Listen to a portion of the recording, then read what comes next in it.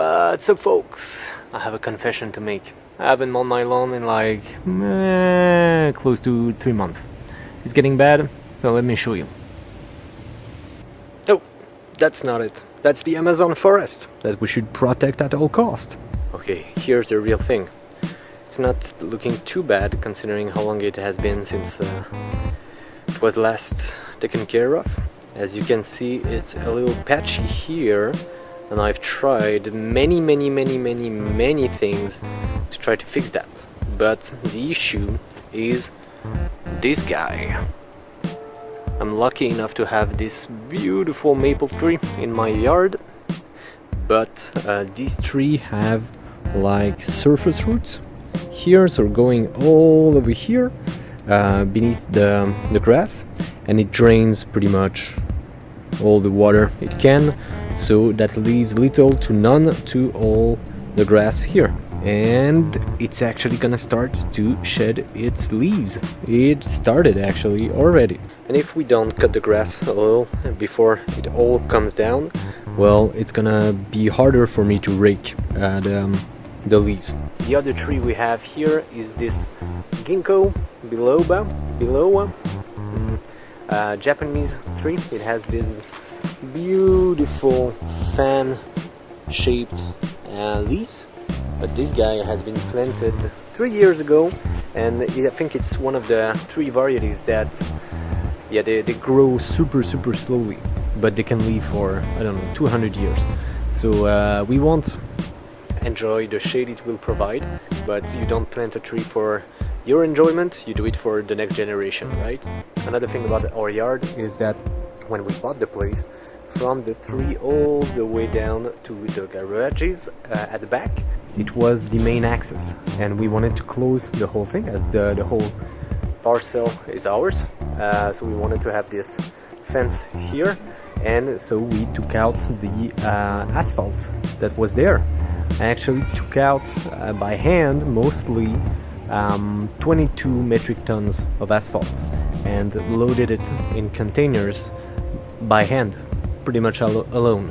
I had some help here and there, but it paid off in the end, because, I mean, look, it's much more spacious for us to enjoy, and we didn't need to park like 7 cars on our property.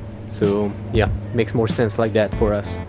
What it means is that all the space that you see here had to be, well, replaced, because it was just so gravel beneath the asphalt. So I took everything out, and we had some black earth delivered, and then rolled some turf here.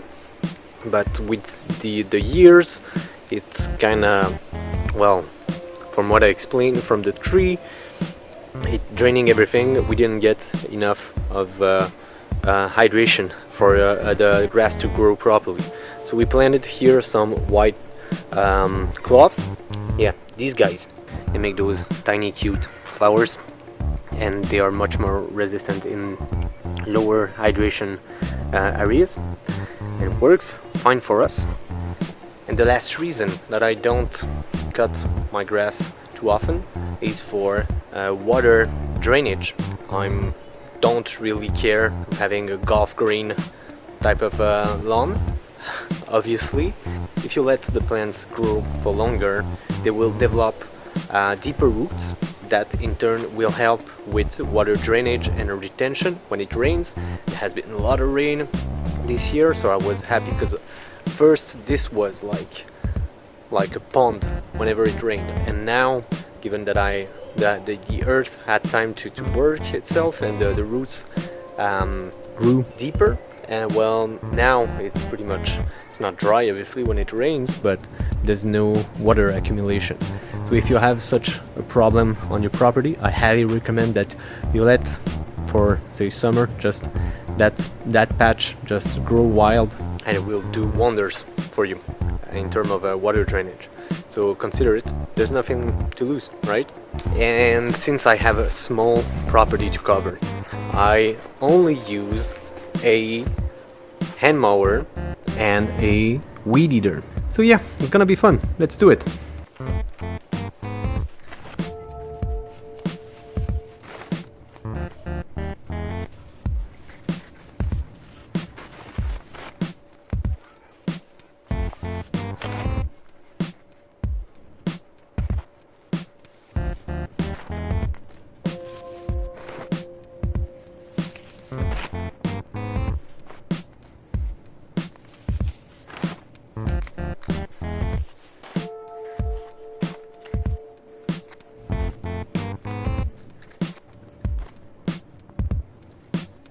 look here, all the way here, this is mint, so we will salvage some to make some mint tea. It smells so good, even when you cut it, amazing, super resilient.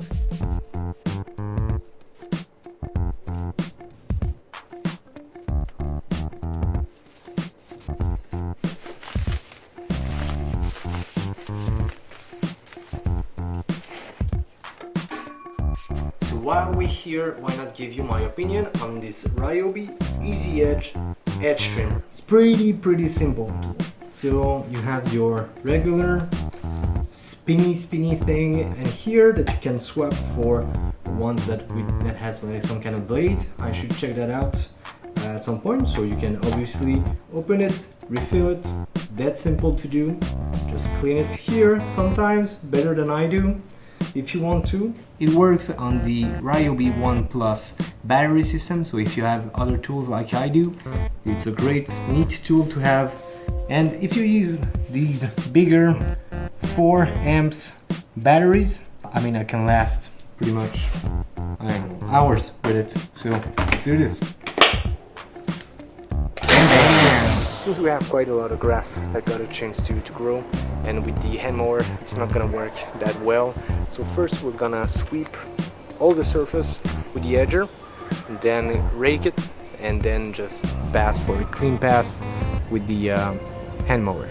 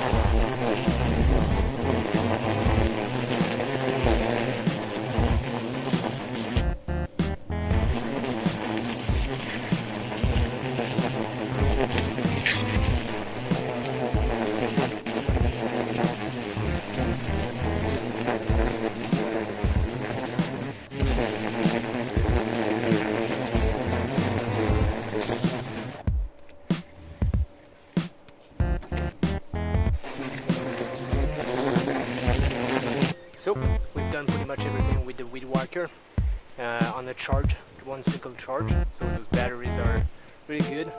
I definitely recommend them. If you have any Ryobi tool, for sure get one of those. Now what's left to do is just clean up the weed whacker from all the grass pulp that has accumulated here, and we'll throw it in the lawn so it mulches I don't really care.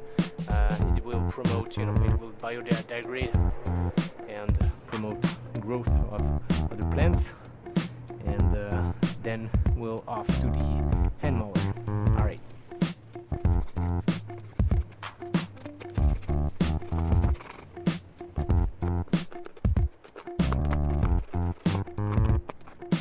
Hey, what do you know? There was actually plastic underneath.